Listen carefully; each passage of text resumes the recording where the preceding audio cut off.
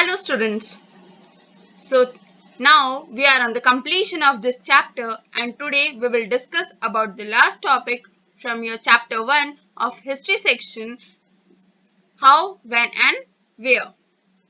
So before starting the last topic of your this chapter, I ask you all to write down in the comment if you had any kind of query or doubt regarding this chapter, then please mention over there and I will definitely solve in next video before doing question answer session. So let us start, but before starting, let us have a recap of this chapter. You can see here written history and introduction. In this paragraph, we had discussed about what is history and why studying history is important for us.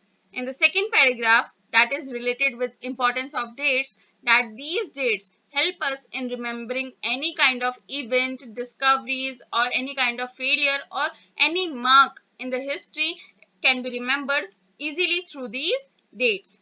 In the third paragraph, that is periodization, in this paragraph we had discussed what how this periodization helps us in remembering history.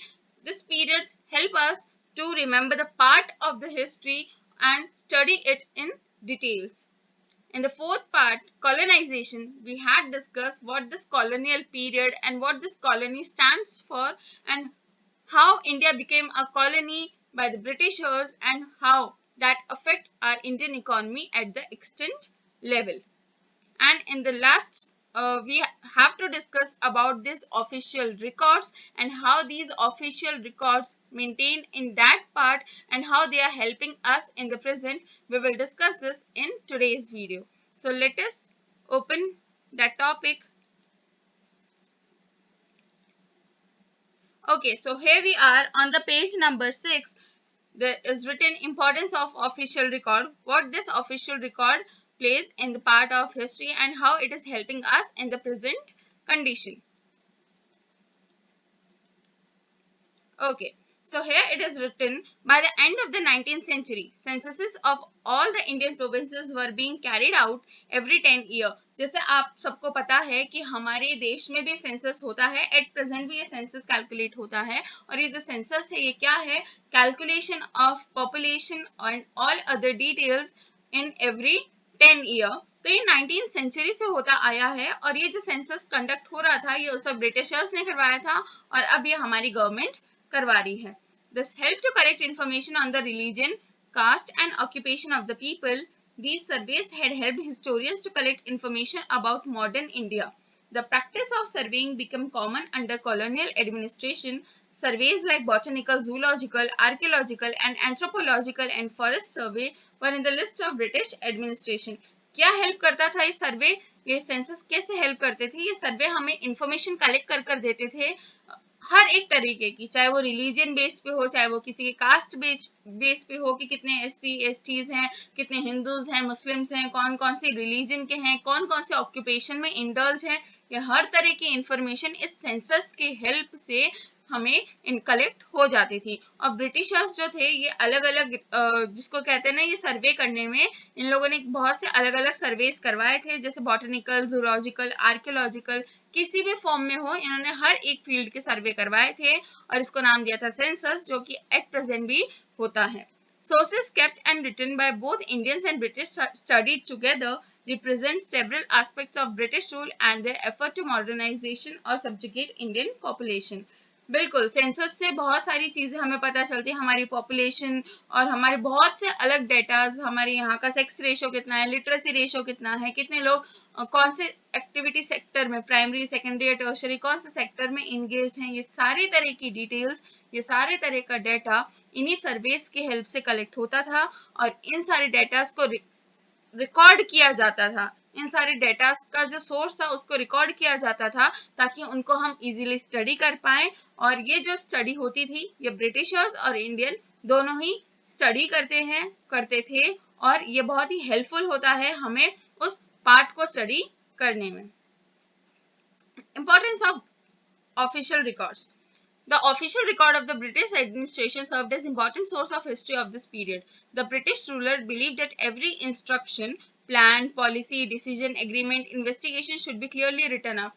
इनका ये मानना था कि जो कुछ भी होता है, जो कुछ भी घटित हो रहा है, कोई भी प्लान है, कोई भी पॉलिसी है, किसी भी तरह का कोई भी अगर काम हो रहा है ऑफिशियली, तो उसको रिकॉर्ड करना जरूरी है, उसका पहले लिखा जाना बहुत जरूरी है, ऐसा उन ब्रिटिशर्स का मानना होता था। और ये ऐसा क्यों मानते थे, ताकि अगर कभी इनको जरूरत पड़े तो ये उस रिकॉर्ड की हेल्प से उस इशू को सॉल्व कर पाए। अगर उस इशू से रिलेटेड कोई भी कंडीशन आती है तो उस कंडीशन को सॉल्व करने में वो रिकॉर्ड बहुत ज्यादा हेल्पफुल होता था। Hence, they carefully preserved all official records and created several archives for the purposes. The Indian office record themselves had a very interesting history. इसलिए वो क्या करते थे, सारी जितनी भी चीजें होती थी उन सबका एक प्रॉपर रिकॉर्ड रखते थे। और इंडिया ऑफिस रिकॉर्ड का तो एक अपने आप में ही एक अलग हिस्ट्री बनी हुई है। वो क्या है वो देखो यहाँ पे डिस्कस किया हुआ है। There were different level of care for the record over the year, but interest in preserving them was established very early. पता है ऐसा होता था, माना जाता है कि हमारे जैसे म्यूजियम्स है उनमें रिकॉर्ड रखा जाता है, हम बहुत ही इंटरेस्ट के साथ में, हमारी गवर्नमेंट बहुत ही इंटरेस्ट के साथ में उन रिकॉर्ड्स को रखती है। पर एक्चुअली में जो इंटरेस्ट के साथ रिकॉर्ड को रखने वाली जो चीज है ये बहुत पुराने टाइम से चलती आ रही है। ईस्ट इंडिया कंपनी के रिकॉर्ड्स को सही सलामत रखने के लिए एक कीपर को अपॉइंट किया गया था। कौन सी ईयर में, 1771 में, जिसका मेन काम ही यही होता था कि वो इन सारे हिस्टोरिकल रिकॉर्ड्स को प्रॉपर्ली अरेंज करे और प्रिजर्व कर कर रखे। सोचो 1771 में ही हमने हमारे रिकॉर्ड्स को प्रिजर्व करने के लिए और उन रिकॉर्ड्स को अरेंज करने के लिए एक कीपर रख लिया था। Towards the end of the East India Company governance in India, an increasing number of documents were sent to London and incorporated into the record. In fact, it was one of the most documented administration ever. बहुत सी बुराइयां थी east Indian company के जो हमारे rule हुए हमारी country के ऊपर उसमें, बट उसमें एक अच्छा ये थी कि वो एकदम जिसको कहते हैं ना प्रोफेशनल, एकदम वेल मेंटेन्ड रिकॉर्ड कीपर थे वो। अगर आप उनसे किसी भी तरीके का रिकॉर्ड मांगो तो उनके एडमिनिस्ट्रेशन में आपको प्रॉपर डॉक्यूमेंट्स मिल जाएंगे, and that is a very good part of that administration. However, when the control of India was transferred to the Indian office, they set up a committee to review the record provided by the East India Company. On the committee's recommendation, more than 300 tons of record were sold as waste paper. अब क्या हुआ, जब east India company का rule हमारे India के ऊपर से हटा, हमारी इंडिया को इंडिपेंडेंस मिली, तो 300 टन ऑफ रिकॉर्ड जो थे उनको क्या किया गया, उनको ट्रांसफर कर दिया गया इंडियन, ये जो आप कहते हो ना कि वहाँ जो मेन ऑफिस था उनका लंदन में था, तो वहां पर क्या किया गया था, इनको लंदन भेज दिया गया था। और फिर उसके बाद में जब इंडियन, अब हमारे इंडिया में उनका कोई रूल ही नहीं, तो उनके रिकॉर्ड्स का भी कोई यहाँ पर रूल होना कोई मतलब की बात नहीं थी, तो वो जितने भी रिकॉर्ड्स थे उन सबको वापस लंदन भेज दिया गया था।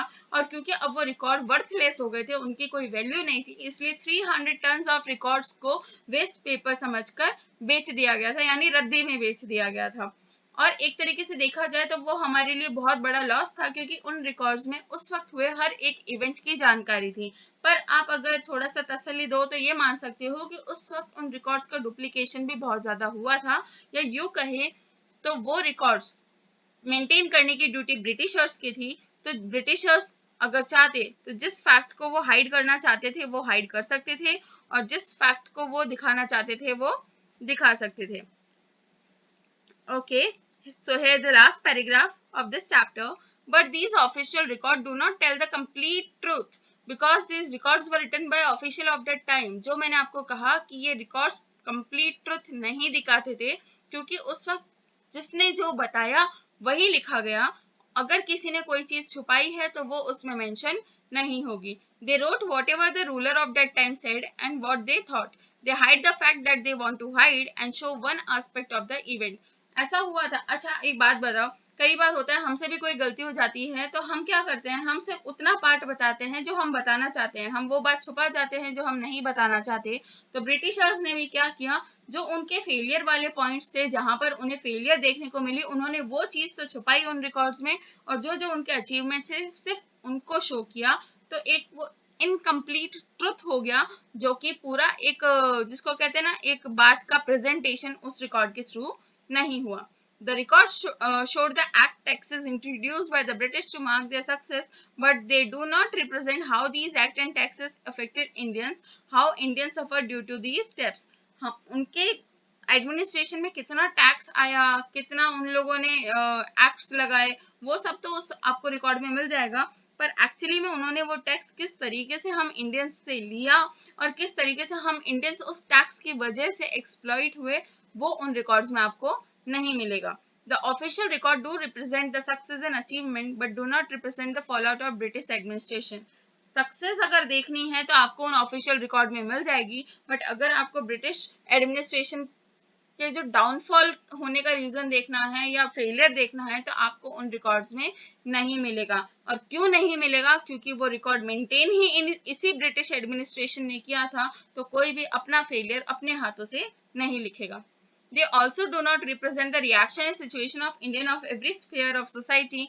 The record tell us about British work for the betterment of Indian, but do not tell about the need of people of India. In record से आपको ये तो पता चल जाएगा कि हाँ, ब्रिटिशर्स ने भी इंडिया के बेटरमेंट के लिए, इंडिया की भलाई के लिए कुछ काम किए थे, पर ये नहीं पता चलेगा कि एक्चुअली में हम इंडियंस को हम इंडियंस चाह क्या रहे थे या हम इंडियंस की नीड क्या थी। तो एक तरीके से आप इस टॉपिक की समरी में ये समझ सकते हो कि रिकॉर्ड्स बहुत ज़्यादा इंपॉर्टेंट रोल प्ले करते हैं, क्योंकि इसमें आपको पिछली हिस्ट्री में हुए काफ़ी पास्ट इवेंट्स के बारे में डिटेल में पता चलता है। पर एक तरीके से वो जो डिटेल आपको बताई गई है वो सिर्फ एक एस्पेक्ट पे शो हुई थी, जो कि ब्रिटिश एम्पायर की सक्सेस और अचीवमेंट शो कर रहे थे। उनका फेलियर, उनका डाउनफॉल, हम इंडियंस का एक्सप्लॉइटेशन आपको इन रिकॉर्ड्स की अंदर नहीं मिलेगा, इसलिए हम इन रिकॉर्ड्स को इनकम्प्लीट भी मानते थे। So here my chapter ends and you can see that your practice exercise start from here. So I request you all students, if you had any kind of query, any kind of doubt regarding this chapter, then write it down in comment and I will solve it. And make sure you see the next video compulsorily, because I will discuss all the practice time exercises and question answers in the next video. So till then, take care, stay safe and keep learning. Thank you.